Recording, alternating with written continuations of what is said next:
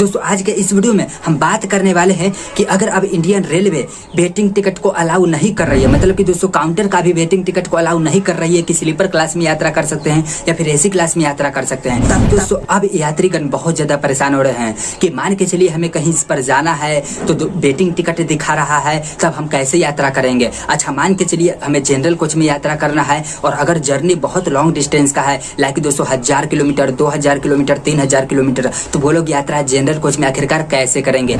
क्योंकि दोस्तों आप लोग जनरल कोच का हालत जान सकते हैं। हाँ एक लिमिट तक तो ठीक था कि जनरल कोच से यात्रा कर सकते थे 200 किलोमीटर तक, 500 किलोमीटर तक, लेकिन दोस्तों 2000-2500 किलोमीटर तक आखिरकार यात्रीगण यात्रा कैसे करेंगे जनरल टिकट को लेकर के जनरल क्लास में। क्योंकि दोस्तों जनरल डब्बा का क्या हालात है इंडियन रेलवे में आप लोगों को बताने की जरूरत बिल्कुल भी नहीं है। दोस्तों पहले क्या होता था, पहले और अब के अंतर में बहुत बड़ा चेंजेस क्या किया गया है मैं आपको बताता हूँ। दोस्तों हम सबसे पहले बात कर लेते हैं, अगर आपने पहले इंडियन रेलवे में टिकट ऑनलाइन बुकिंग करवाते थे, ऑनलाइन का मतलब है या तो आप IRCTC से बुकिंग करवाते थे या तो रेल कनेक्ट ऐप से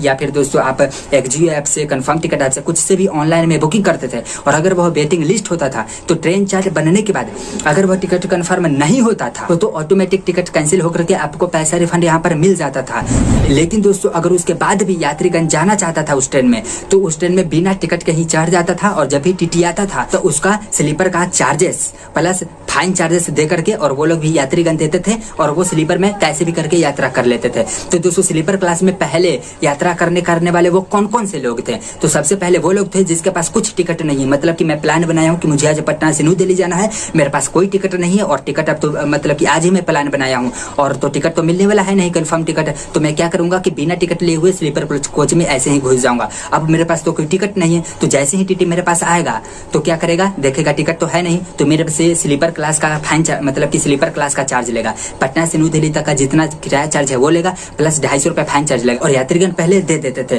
तो दोस्तों एक वैसे लोग ट्रैवल करते थे जिसके पास कोई टिकट नहीं था तो वो फाइन चार्ज देकर के चले जाते थे। और दोस्तों दूसरा अब ऐसे लोग ट्रैवल करते थे स्लीपर क्लास में जिसका सिर्फ काउंटर का वेटिंग टिकट था, क्योंकि काउंटर का अगर आप वेटिंग टिकट ले लेते हैं तो आपको फाइन चार्ज देना नहीं पड़ता है। अगर आप कुछ टिकट नहीं लिए हुए हैं तो टिकट का जितना चार्ज है मान के चलिए 500 रुपया, आपको तो वो देना ही पड़ेगा प्लस 250 रुपया में आपको एक्स्ट्रा देना पड़ेगा अगर आपके पास कुछ टिकट नहीं है। लेकिन दोस्तों अगर आप काउंटर का वेटिंग टिकट ले लेते थे तो 250 रुपया देने से बच जाते थे। तो दो लोग ट्रैवल कर सकते थे पहले, मतलब कि सबसे पहले जिसका कंफर्म टिकट था वो तो ट्रैवल कर ही सकता था, RAC टिकट वाले भी स्लीपर क्लास में ट्रैवल कर सकते थे।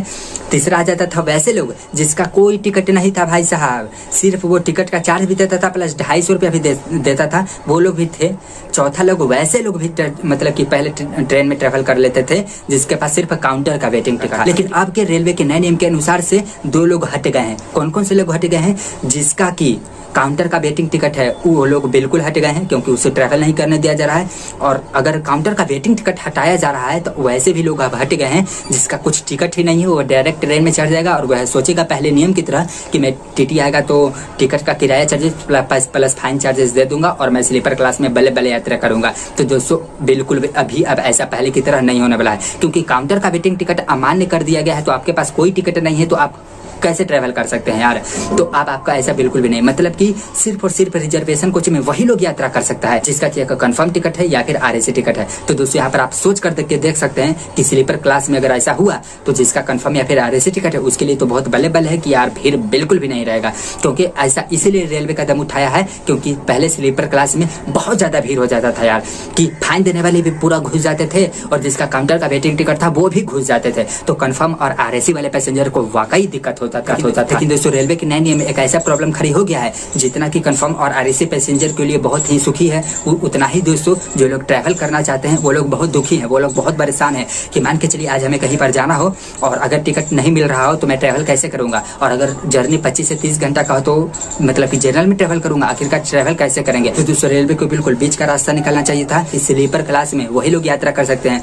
जिसका की टिकट कन्फर्म हो, चाहे तो वो ऑनलाइन बुकिंग की हो या फिर काउंटर से, या फिर जिसका RAC टिकट हो ऑनलाइन बुकिंग की है या फिर काउंटर से। लेकिन तीसरा कंडीशन जो वही ट्रैवल कर सकता है कि फर्स्ट 100 वेटिंग अलाउड है, वही तो काउंटर से वाले वेटिंग अलाउड है, मतलब कि काउंटर का सिर्फ 100 ही वेटिंग स्टार्टिंग का अलाउड है, उसके बाद बिल्कुल अलाउड नहीं है। तो दोस्तों कम से कम 100 लोगों को तो राहत मिलता। हाँ अगर इमरजेंसी में किसी को जाना हो तो वेटिंग लिस्ट पहले देखता और पहले बुकिंग करने की कोशिश करता, क्योंकि लंबी जर्नी वाले ट्रेनों में जनरल कोच में यात्रा, जनरल डब्बा में यात्रा कैसे करेंगे। क्योंकि दोस्तों काफी सारे आप लोगों को मैसेजेस भी आ रहे थे कि मतलब कि मेरे को कहीं जाना है, नहीं तो तत्काल में टिकट मिल रहा है या फिर नहीं तो वेटिंग बता रहा है, और वेटिंग बुकिंग करूंगा तो कंफर्म ही नहीं होगा, तो कोई मतलब ही नहीं बनता है बुकिंग करने से। तो अब ऐसा प्रॉब्लम है। दोस्तों पहले क्या होता था रेलवे में कि यार दो लोग चढ़ जाते थे। एक वैसे लोग चढ़ जाते थे जिसका कि स्लीपर का वेटिंग टिकट था, उसे फाइन चार्ज नहीं देना पड़ता था, और दूसरा वैसे लोग भी चढ़ जाते थे जिसका कुछ टिकट ही नहीं होता था, मतलब कि वो टिकट का किराया प्लस फाइन चार्ज देते थे। और ये रेलवे का पहले नियम भी था, रूल भी था। तो दोस्तों ये दोनों लोग हट गए हैं, बिल्कुल दोनों लोग हट गए हैं दोस्तों। अब वो ट्रेन में वही लोग ट्रेवल कर सकते हैं नए नियम के मुताबिक जिसका कंफर्म या फिर RAC टिकट हो।